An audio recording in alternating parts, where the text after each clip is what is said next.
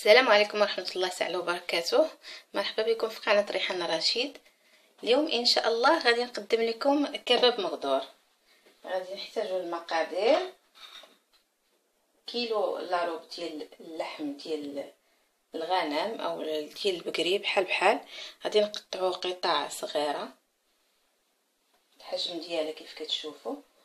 غادي نحتاجوا بصله متوسطه مشلضه، شويه ديال القزبر ومعدنوس، واحد 2 معالق كبار. بالنسبه للتوابل غادي نحتاجوا معلقه صغيره ديال الابزار، نص معلقه صغيره ديال السكينجبير، نص معلقه صغيره ديال الكمون، معلقه صغيره ديال التحميره. هنا الملح عندي معلقه صغيره، والملحه كتبقى دائما على حسب الذوق. غادي نحتاج 3 ديال الفصوص ديال الثوم المهروسه، وغادي نحتاج نص كاس ديال زيت الزيتون، كاس صغير نصف ديالو. هذه هي المقادير اللي غادي نحتاجوها، وغادي ندوزو للطريقه. غادي ناخذ مقلاة نديروها على العافيه.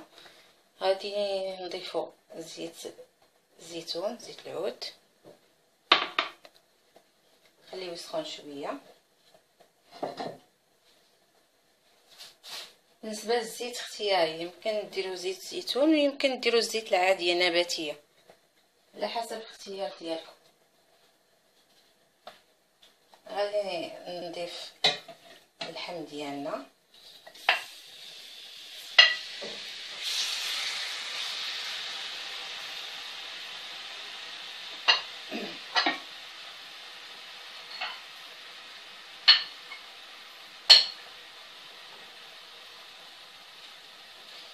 بالنسبه للعافيه في الاول نجهدوها.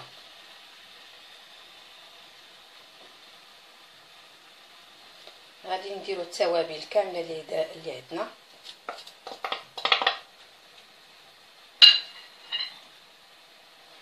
غادي نديرو قزبر ومعدنوس،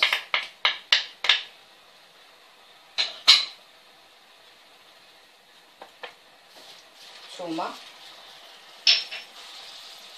غادي نحركو هادشي كامل.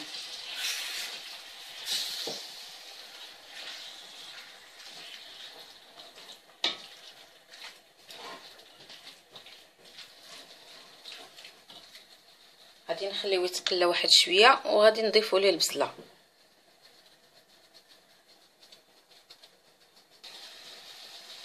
غادي نضيفوا البصله،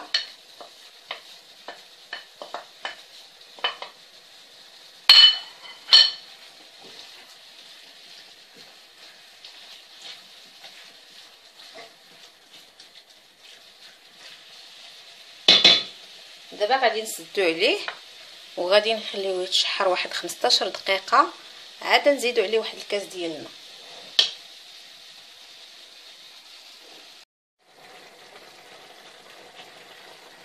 دوزنا واحد ربع ساعه بعد ما تشحر اللحم مزيان. دابا غادي نضيف واحد الكاس ديال الماء، كاس ديال الماء صغير. كيف كتشوفوا هنايا اللحم والبصله كيطلقوا الماء، فما كنحتاجوش الماء بزاف.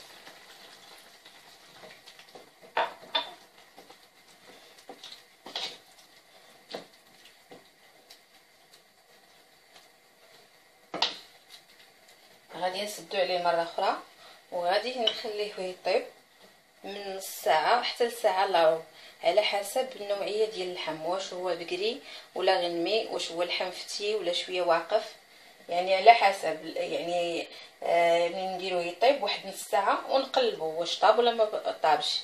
يعني يمكن ديك الساعه نكتفيو بنص ساعه اولا نزيدو الوقت.